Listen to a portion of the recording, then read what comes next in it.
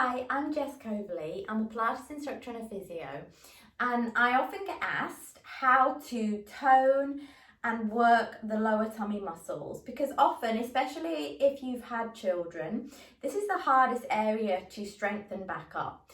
And to strengthen an area like this, you need to be able to activate it. So the first and most important thing is that you can connect to this area and activate the deepest muscles and be able to contract them in a way that tucks the pelvis under. That's how these muscles work.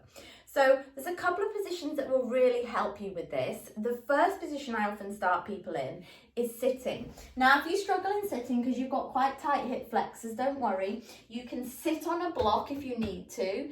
Okay, so I'll show you. You could sit up like this and sit nice and tall. So I'm going to show you this sitting on my block, but you can also sit on the floor. Now, when we work these lower abdominal muscles, we want to think about tucking the pelvis and scooping out the tummy, because to work a muscle, you have to shorten it. You have to contract it, and this muscle attaches on the pubic bone right down here. So if we get it closer to the belly button, we are contracting that muscle, shortening the lower abdominals. Now, the abdominals aren't in sections particularly, but you can isolate the lower abdominals a little. And another thing that this really helps with is the pelvic floor. So when we tuck the pelvis like this, we scoop the tummy out, we are engaging the pelvic floor as well, and that's a big part of the lower core muscles. If you can activate your pelvic floor and the deep abdominals and then tuck the pelvis under, you're going to start to work and strengthen and therefore tone and flatten those lower tummy muscles. Ready? So let's have a go at this. We breathe in, we sit tall, and then we just tuck the pelvis under, scoop out the tummy and release. And you can bring your arms out. We tuck, we exhale, draw up, draw the belly in, really squeeze it, and then release. Sit tall on those sit bones. And again.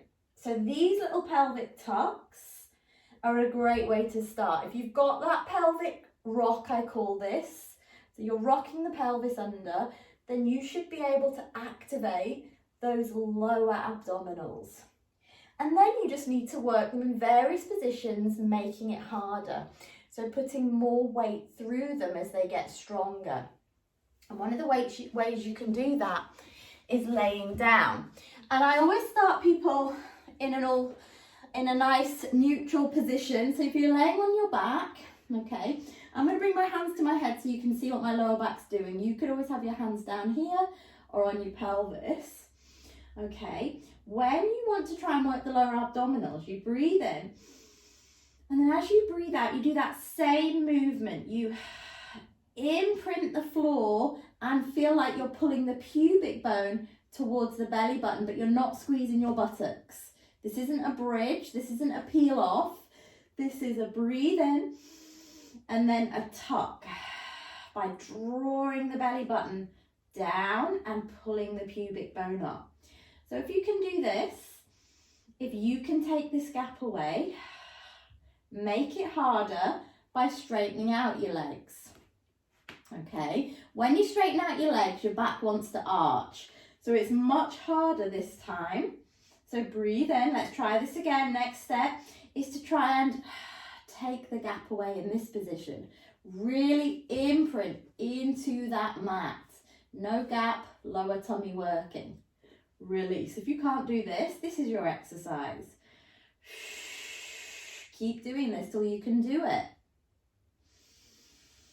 Once you can find that imprint and you can hold the belly down, then you can start making it harder by lifting a leg off or both legs off and working those lower tummy muscles here.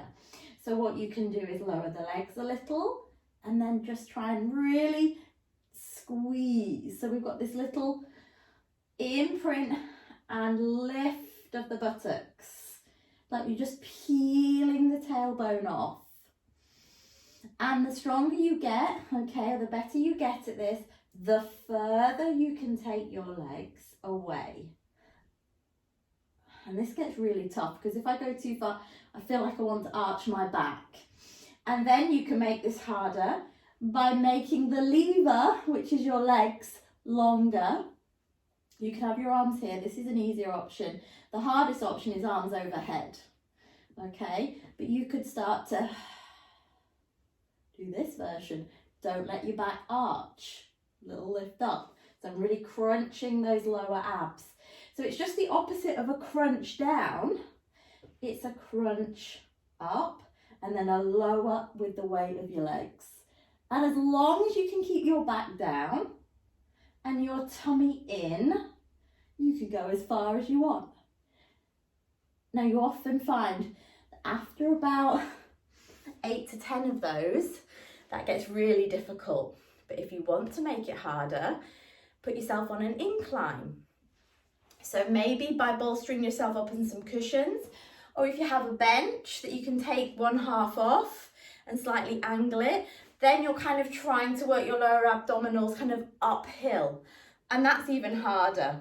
So those are the progressions. Start with the tilt, progress to the imprint, and then add the weight. You could add weight by adding some ankle weights to the legs or holding a bit of weight between your feet, say a light dumbbell, something like that. So progress, and if you can do 20, then slow it down. Change a variable, make it harder, and really think about tucking and squeezing and contracting those lower abdominals. If you want more from me, subscribe on here or follow me on Instagram. It's Jess Coverley Pilates. And if you want to try some Pilates with me, have a go at my 7-day free trial for my Pilates on demand page. If you need more information, just drop me a message. Have a good day.